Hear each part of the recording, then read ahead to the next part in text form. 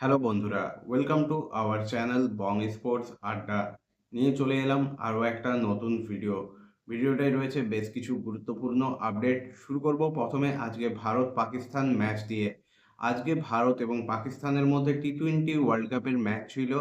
Group পর্বের এই ম্যাচে ভারত কিন্তু পাকিস্তানকে 61 রানের বড় ব্যবধানে হারিয়ে আজকের ম্যাচটা কিন্তু জিতে নিয়েছে।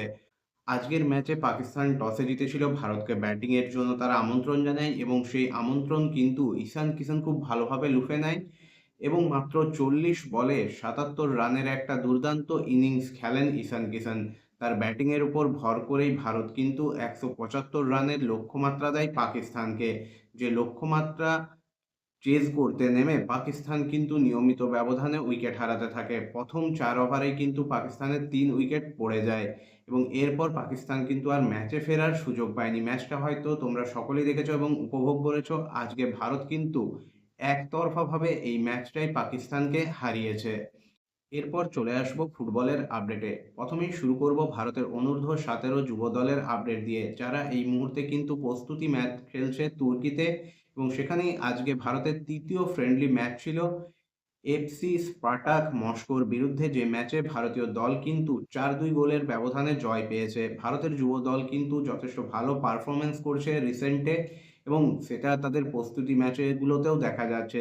3টে প্রস্তুতির ম্যাচের মধ্যে ভারতীয় যুব দল কিন্তু 2টো ম্যাচে জয়লাভ করেছে। এরপর চলে আসবো পরবর্তী আপডেটে। আজকে কিন্তু সর্বভারতীয় ফুটবল ফেডারেশনের তরফ থেকে অফিসিয়ালি আইএফএল অর্থাৎ ইন্ডিয়ান ফুটবল লিগ, যাকে আমরা পূর্বে আই লিগ নামে জানতাম, তার ফিকচার কিন্তু রিলিজ করেছে। ফার্স্ট স্টেজের যে ফিকচার রিলিজ হয়েছে তাতে কিন্তু এবারে আইএফএল ইন্ডিয়ান ফুটবল লিগ শুরু হচ্ছে 27শে ফেব্রুয়ারি থেকে এবং 19শে এপ্রিল পর্যন্ত ফিকচার কিন্তু বেরিয়ে এসছে, যেখানে প্রথম দিনেই 2টো ম্যাচ রয়েছে।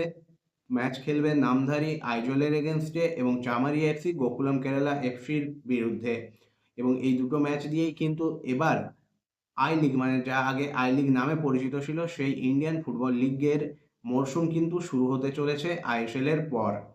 এরপর চলে আসবো আইএসএল এর আপডেটে।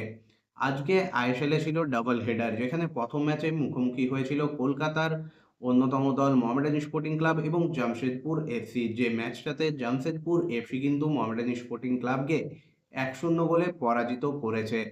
মোহামেডান স্পোর্টিং ক্লাব সীমিত ক্ষমতা নিয়েও যথেষ্ট লড়াই দিয়েছে জামশেদপুরের এগেনস্টে। জামশেদপুর মোহামেডানের তুলনায় ধারে ভারে ক্ষমতায় সমস্ত দিক থেকেই কিন্তু এগিয়ে থেকেই এই ম্যাচটা শুরু করেছিল।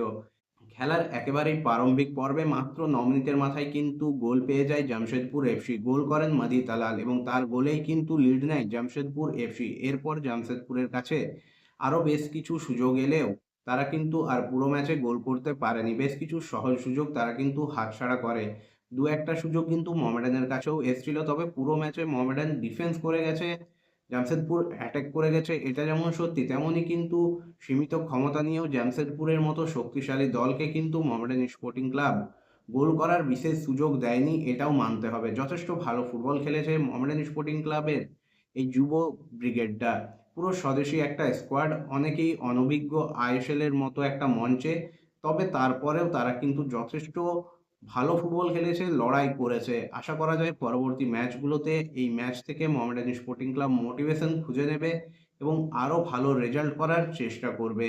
এরপর চলে আসি যদি দ্বিতীয় হেডারে, সেখানে কিন্তু মুখোমুখি হয়েছিল এসসি দিল্লি এবং বেঙ্গালুরু এফসি, যেখানে বেঙ্গালুরু এফসি এই ম্যাচটা 2 গোলে জিতে নিয়েছে।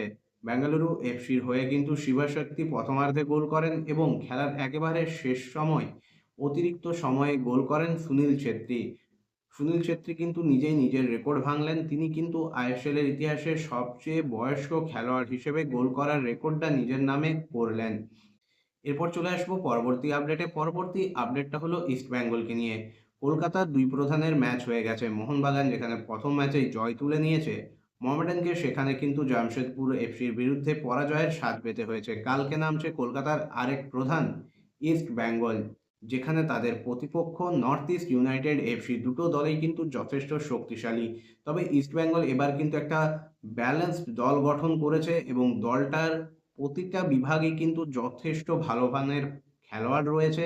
তাই কালকের ম্যাচটা ইস্টবেঙ্গল চাইবে এবারের আইএসএল মরশুম জয় দিয়ে শুরু করতে। ইস্টবেঙ্গলের জন্য কিন্তু আইএসএল এর মরশুম আগের মরশুমগুলো বিশেষ ভালো যায়নি। আমরা প্রতিবারই দেখেছি শক্তিশালী দল গড়েও ইস্টবেঙ্গলকে কিন্তু হোঁচট খেতে হয়েছে।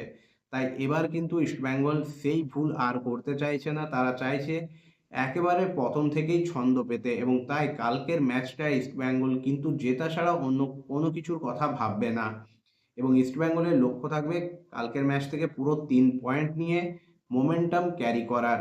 ইস্টবেঙ্গল কিন্তু কালকের ম্যাচে তাদের পূর্ণ শক্তি দল নিয়েই নামবে। অন্যদিকে নর্থ ইস্ট ইউনাইটেড এফসি তারাও কিন্তু চাইবে এই ম্যাচ থেকে 3 পয়েন্ট তুলে নিতে। তাই কাল একটা কিন্তু তুল্যমূল্য লড়াই আমরা দেখতে পাবো এই দুই দলের মধ্যে। এখন দেখার ইস্টবেঙ্গল নিজেদের এই মরশুম আইএসএল জয় দিয়ে শুরু করতে পারে কিনা, নাকি এবারও ইস্টবেঙ্গলের আইএসএল মরশুম শুরু হয় বাকি মরশুমগুলোর মতন। তোমাদের কি মনে হয় কালকে কি পারবে ইস্টবেঙ্গল এই মরশুম শুরু করতে জয় দিয়ে? অবশ্যই তোমাদের মতামত তোমরা কমেন্ট করে জানিও, এবং আজকে মোহামেডান স্পোর্টিং ক্লাবের খেলা তোমাদের কেমন লেগেছে সেটাও কিন্তু কমেন্ট করে জানাতে ভুলবে না। দেখা হচ্ছে পরের ভিডিওতে।